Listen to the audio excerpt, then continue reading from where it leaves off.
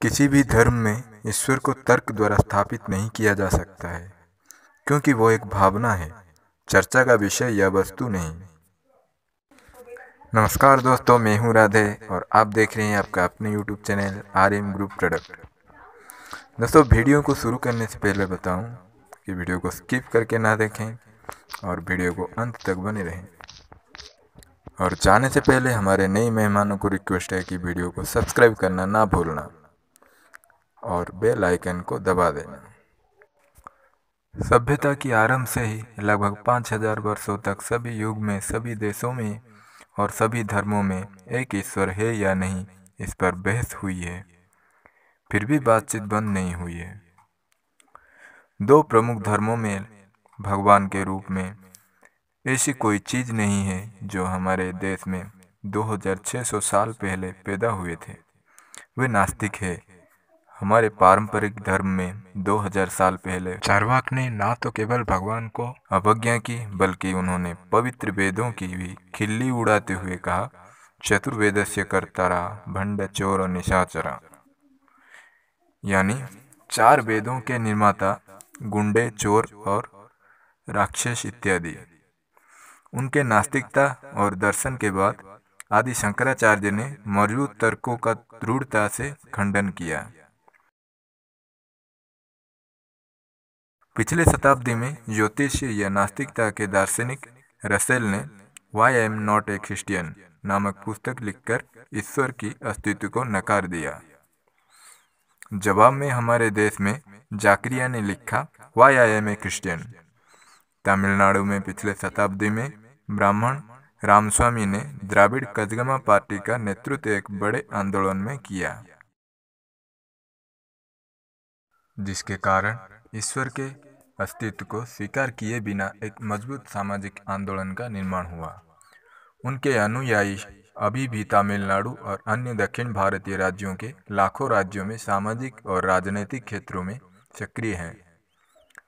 इसी प्रकार श्रीलंका के स्वर्गत श्री अब्राहम कुवूर ने सत्य साई बाबा प्रमुख के शानदार प्रदर्शन की निंदा की और लाखों रुपए की पुरस्कार की घोषणा की और कहा कि अगर वह सबूत दे सकते हैं तो उन्हें एक शानदार प्रदर्शन से पुरस्कृत किया जाएगा। इसीलिए उन्होंने एक अंतर्राष्ट्रीय संगठन बनाया और इस शब्द के प्रचार के लिए विदेश यात्रा की। लेखक को राउरकेला में उनके मिलने का अवसर मिला। उन्होंने तथाकथित चमत्कार करके दर्शकों को साबित किया कि चमत्कार जादू से ज्यादा कुछ नहीं थे।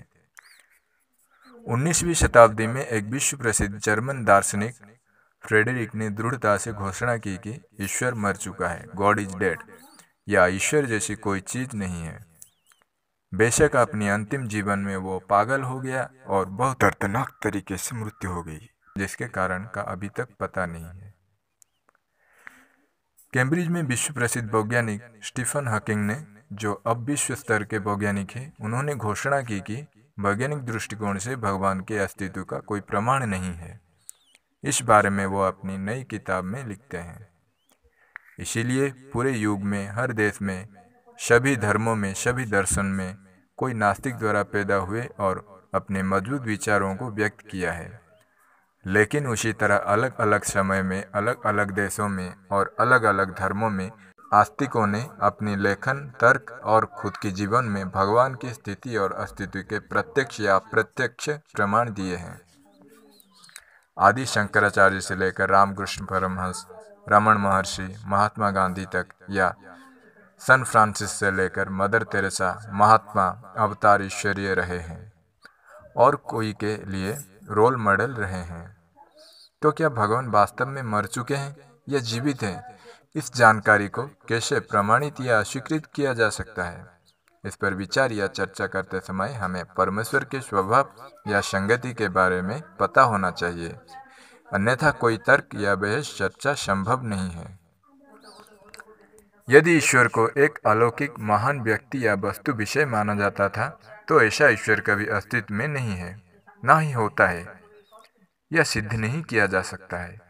सिद्धांतिक या दार्शनिक रूप से यह कभी भी धर्म के प्रकाश में नहीं कहा गया है। बेशक कई मिथकों ने कहानियों और मिथकों को भगवान के समझने के लिए स्वर्गीय पिता, स्वामी और इतने पर भगवान को समझने के लिए किया जाता है। लेकिन पवित्र शास्त्र में मूल सिद्धांतों में परमेश्वर को कभी भी व्यक्ति, वस्तु, शक्ति या प्रामाणिक विशेष के रूप में वर्णित नहीं किया गया है। सवाल यह है कि हम साक्ष्य के बिना मामले को कैसे स्वीकार कर सकते हैं।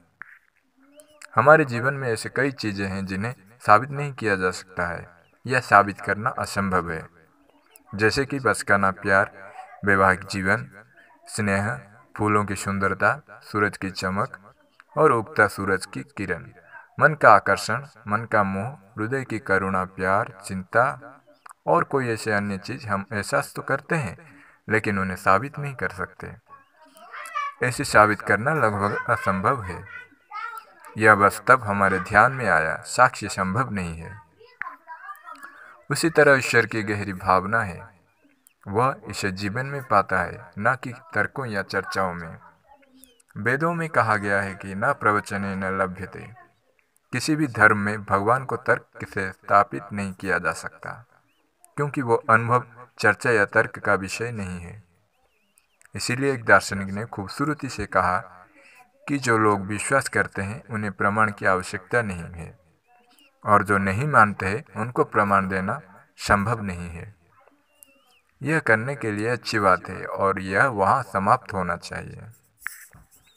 तो भगवान कौन है, ये क्या है? वास्तव में एल्डर्स हक्सले ने शब्दों में उन्होंने कहा, दुनिया और सृष्टि का शाश्वत आधार, पेरिनियल बैकग्राउंड, अर्थात यह एक महान सर्वशक्तिमान बल है। उसे हमारी प्रार्थनाओं में कहा जाता है विश्वाधारं गगन सदृशं। वह सर्वशक्तिमान और अनंत है क्योंकि वह सृष्टि का आधार है। ईशावास्य उपनिषद का पहला श्लोक कहता है, ईशावास्यं इदं सर्व। यह कहना है, यह एक आधार ऊर्जा के रूप में सर्वशक्तिमान है, जैसे कि चीनी या नमक पानी में घोल जाता है, पर वो दिखता नहीं। भले ही यह अदृश्य हो, लेकिन यह सर्वशक्तिमान है। यह हमारे उपनिषदों में लिखा गया है। किसी भी सार्वभौमिक शक्ति या चेतना को एक वस्तु के रूप में नहीं देखा जा सकता है, सिद्ध नहीं किया जा सकता है, लेकिन इसे हृदय के सबसे गहरी क्षेत्र में महसूस किया जा सकता है। इसी दृष्टिकोण से वह अनंत और अविनाशी है। वेदों में कहा गया है, ये तो वचा निवर्तन्ते अप्राय मनसा सह, अथवा अवांग मनसि गोचरा। भगवान बुद्ध महान अवतार ने सिद्धि के बाद शिष्यों से कहा, भाषा में यह वर्णन करना असंभव है कि आप क्या महसूस करते हैं, केवल इंद्रियों से जान सकती है। जब श्री रामकृष्ण परमहंस ने स्वामी विवेकानंद को ये ईश्वरीय ज्ञान दिए थे, उस समय उन्होंने इस बात की गवाही नहीं दी थी कि उन्होंने किसी वस्तु को देखा या स्पर्श किया है। उनके पास अनुभवहीन गहन गहन अनुभव था। सभी युगों में, सभी धर्मों में, सभी देशों में प्रत्यक्ष या परोक्ष रूप से ऐसे अनुभव जन्म लेते रहे हैं जो अपने जीवन में ईश्वर के अस्तित्व की गवाही देते हैं। जैसे ही गुरुत्वाकर्षण बल एक दृश्य या मूर्त वस्तु या विषय नहीं है, लेकिन परोक्ष रूप से हर जगह महसूस किया जा सकता है और जिसके अभाव में यह सृष्टि संभव नहीं है, भगवान हमेशा दुनिया के आधार के रूप में अनुभव का विषय हो सकते हैं, न कि शब्द का विषय हो सकता है। प्रत्येक मामले में उन्होंने इसे जब्त कर लिया है। बाधाओं के बावजूद हम मुश्किल से कल्पना कर सकते हैं ईश्वर को एक सर्वशक्तिमान, सर्वविद्यमान, शाश्वत, अनंत, अवर्णनीय, अतुलनीय, समझदार बल या चेतन है। इसीलिए उसकी मृत्यु या जीवन भ्रामक, अत्यंत असत्य और सिर्फ बेतुका है।